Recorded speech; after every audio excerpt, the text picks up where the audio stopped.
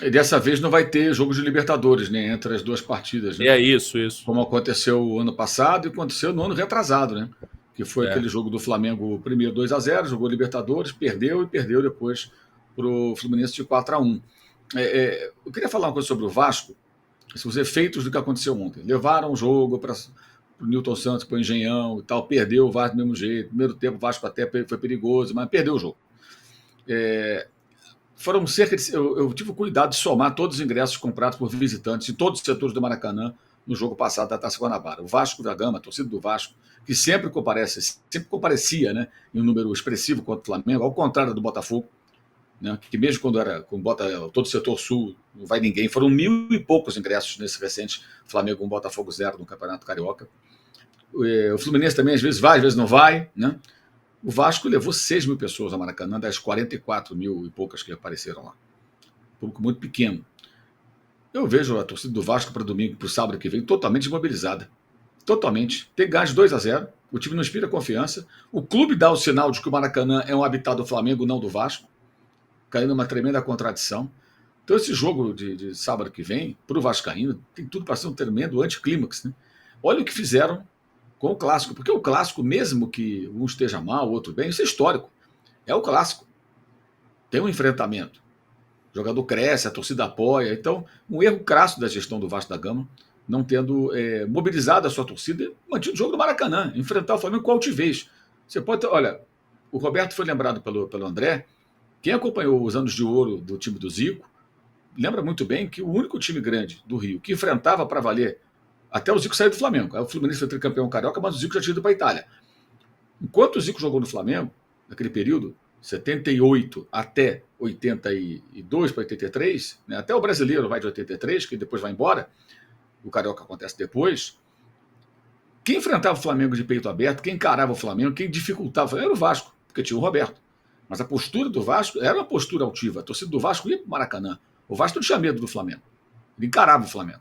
Quando o Vasco foge, de certa forma, foge entre aspas, né, para jogar no estádio do Botafogo, no estádio da prefeitura arrendado pelo Botafogo, né, e vai para lá, um gramado que o seu time também não está habituado, a sua torcida não está acostumada a ir. Se fosse São Januário, até poderia entender, não, São Januário é meu estádio, quero jogar em casa, quero fazer uma pressão, mas não pode. Não pode por conta do que aconteceu com a própria torcida do Vasco. Não só contra o Flamengo, mas em outros jogos. O pau cantou, quebraram tudo, o Vasco perdeu o mando de campo, essa coisa toda. Né? Então foram os próprios vascaínos que criaram isso. E paralelo a isso, tem a recuperação judicial. Eu até recomendo quem tiver interesse no tema, até é importante ler para entender, independentemente do time pelo qual as pessoas torcem. Eu coloquei até lá no meu Twitter, no X, né, o link para o texto do César Grafietti, em que ele fala da recuperação judicial do Vasco, né? E tem um dado aqui que é assustador. Ele pega os números do Vasco de dezembro de 23, a dívida é de 776 milhões. E aí, no comunicado da recuperação judicial, fala-se de uma dívida de 1,4 bilhão. Ou seja, a dívida dobrou em 12 meses. Gente, estamos falando de SAF. SAF se endividam. O buraco do Vasco, o buraco no qual o Vasco se meteu, é gravíssimo.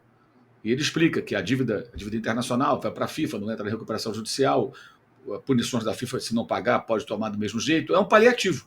Você ganha um tempo para respirar, para você começar a tentar pagar a dívida, mas como pagar essa dívida?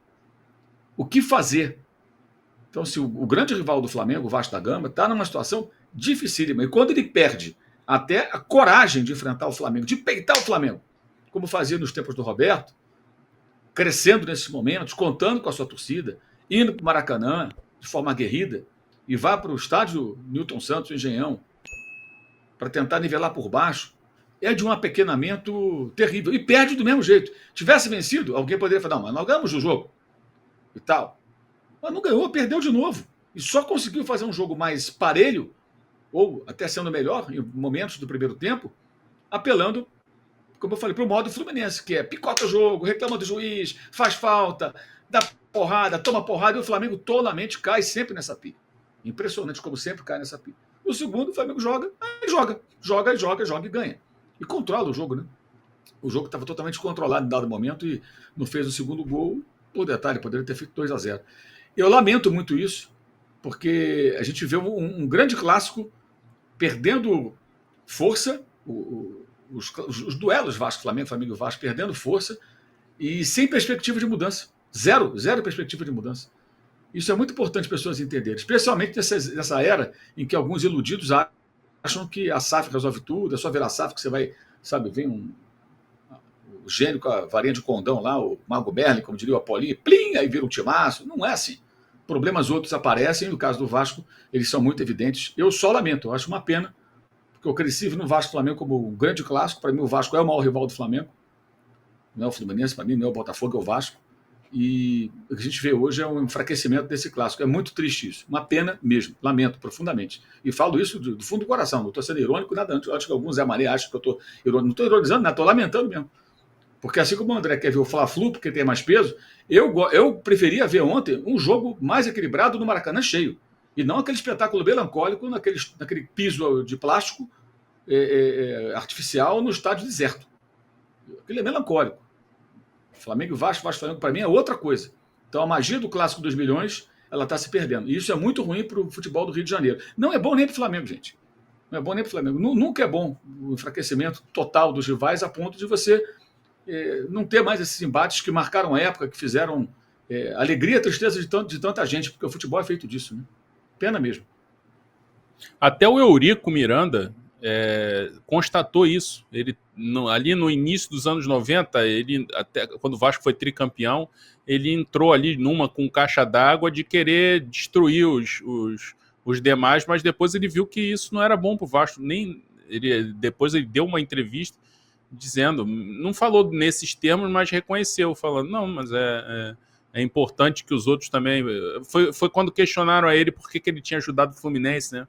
E aí ele falou que ele já tinha pensado durante um tempo que ele queria o Vasco soberano e os outros no fundo do poço, mas que ele viu que isso não era bom pro Vasco nem pro futebol carioca. Eu acho que é um pouco isso. Você não é que você torça para o outro clube, não é que você queira o outro clube forte igual o seu ou que vença o seu, mas que a coisa tem um sentido, que a rivalidade permaneça, para que a coisa se mantenha, né? Para que a roda continue girando e você vê mais gente envolvida com futebol, porque daqui a pouco, gente, essa garotada aí, ela não tem paciência para ver 1h30 de futebol. Eles gostam dessas coisas aí, sei lá, de reis de não sei o que, e videogame, não sei o que. Aí o Florentino Pérez fala em diminuir o tempo do jogo de futebol, é por causa disso. É por conta dessas questões. Tem uma geração que tem uma visão diferente, e se o futebol for ficando cada vez mais nicho, e todo mundo vendo só o seu lado e o espetáculo perdendo sentido, estou falando mais no sentido aqui do Brasil mesmo, vai ser um esporte de velho, né? E não é isso que se quer, né? O que se quer é todo mundo, mais gente gostando de futebol para a coisa continuar fazendo sentido e a roda girando. André, vou até te colocar aqui uma pergunta na tela, porque você tinha falado do dinamite, né, em comparação ao gol do Bruno Henrique, te lembrou? E o Nilo Nóbrega, aqui no Superchat, também ele perguntou, né, se o gol do Bruno Henrique foi parecido, pelo menos no chute, com o gol do Éder na Copa de 82. Ah, sim.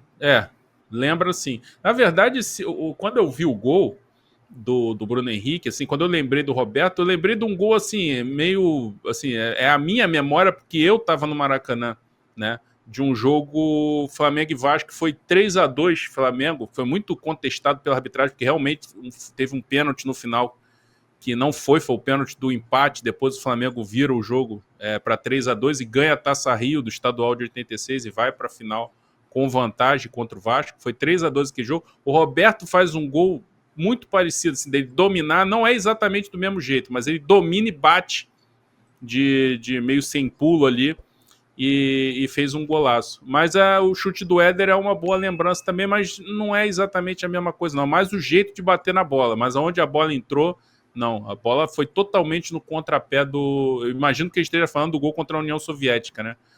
Foi totalmente no contrapé do Dassaev. Alô, tropa da S1 Live. A propaganda é a alma do negócio. Quer ver a sua marca estampada aqui diariamente na S1 Live? É só chamar agora no e-mail contato@s1live.com.